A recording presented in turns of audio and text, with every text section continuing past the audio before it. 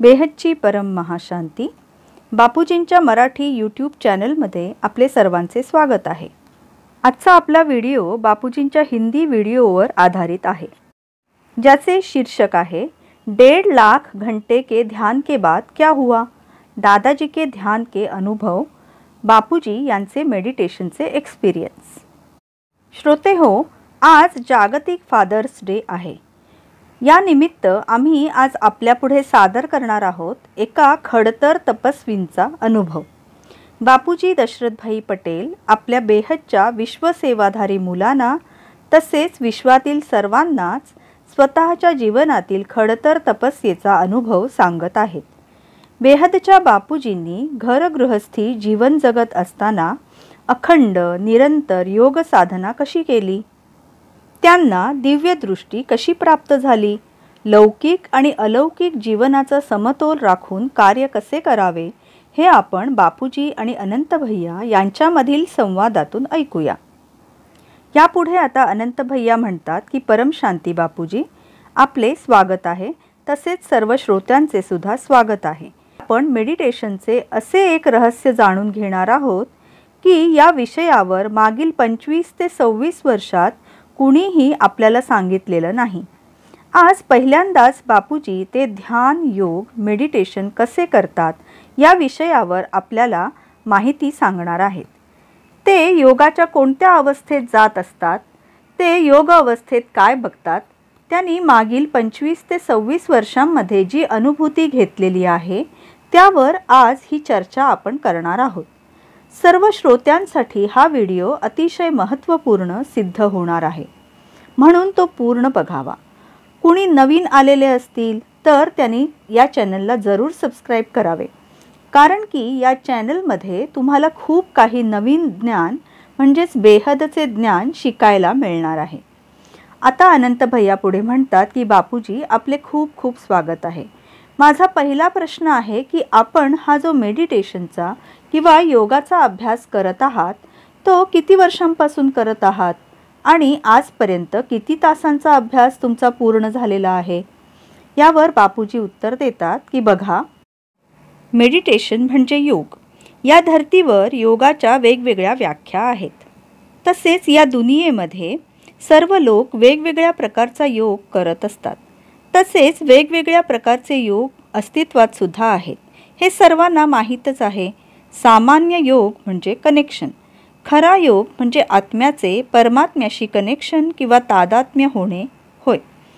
अनंत भैया पुढे म्हणतात की हो, जो योग आपण आम्हाला शिकवत आहात तो या प्रकारचा आहे.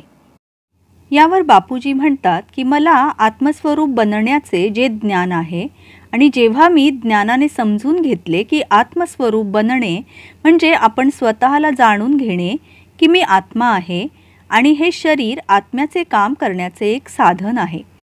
आत्मस्वरूप होणे म्हणजे आत्म्याचे अस्तित्व जाणून घेणे. या आत्म्याला आपण जोपर्यंत समजून घेणार नाही, तसेच आपण जोपर्यंत स्वतःला ओळखणार नाही, तोपर्यंत परमात्म्याचे स्मरण करणे कठीण होऊन बसते. परमात्म्याशी कनेक्शन जोडून आपण त्यांना स्मरणात आठवल्याने तुम्हाला ॲक्युरेट तंतोतंत शक्ती मिळते. म्हणूनच गीतेमधून मला जे आत्मस्वरूपाचे ज्ञान मिळाले आहे असे बापूजी सांगतात, त्यानुसार मी 1987 म्हणजे 1987 पासून आत्मस्वरूपाच्या अनुभूतीसाठी अखंड योग साधना केलेली आहे.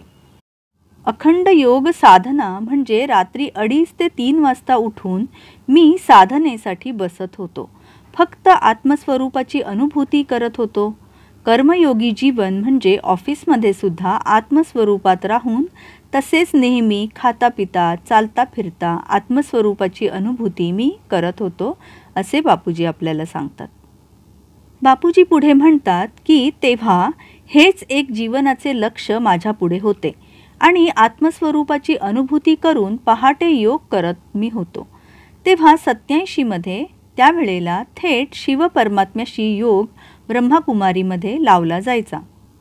सुरुवातीला जे मला आत्मस्वरूपाचे ज्ञान प्राप्त झाले त्यामध्ये प्राथमिक संकल्पना अशी होती की आपण स्वतःला ओळखायचे. तर आत्मस्वरूप बनण्यासाठी मी खूप म्हणजे खूप कर्मयोगी जीवन जगलो. ऑफिसमधील कामसुद्धा मी कर्मयोगी जीवनात राहून केले आणि तेव्हा हळूहळू थोडी थोडी आत्मस्वरूपाची अनुभूती मला येत गेली आणि ती हळूहळू वाढत गेली.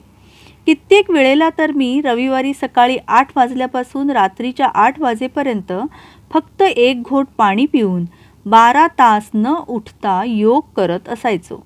सेंटरमध्ये जाऊन तिथे असलेल्या एका स्वतंत्र योग रूममध्ये बसून मी 12-12 तास योग करत असे.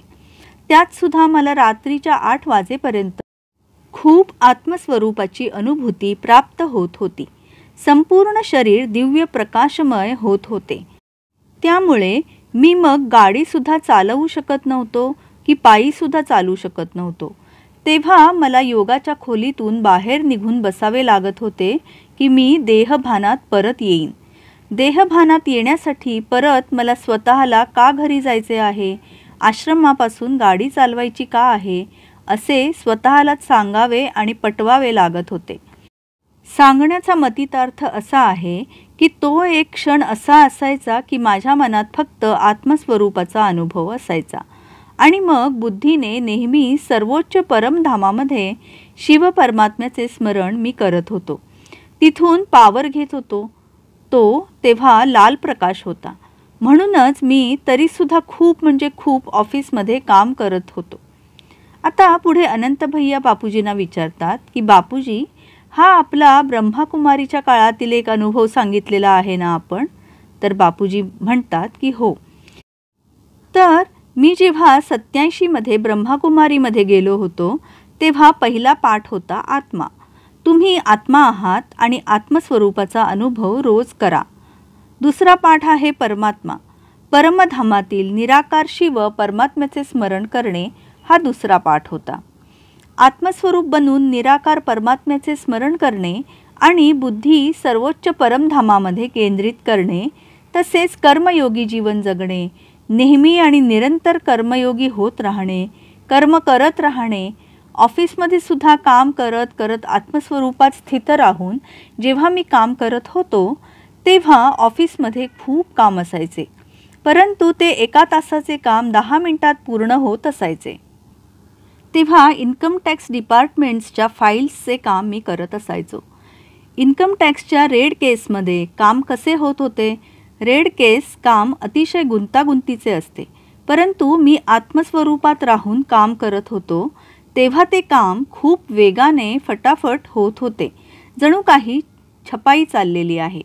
आणि त्या फाईलचे फटाफट 1 तासाचे काम 10 मिनिटात पूर्ण होऊन जात असे.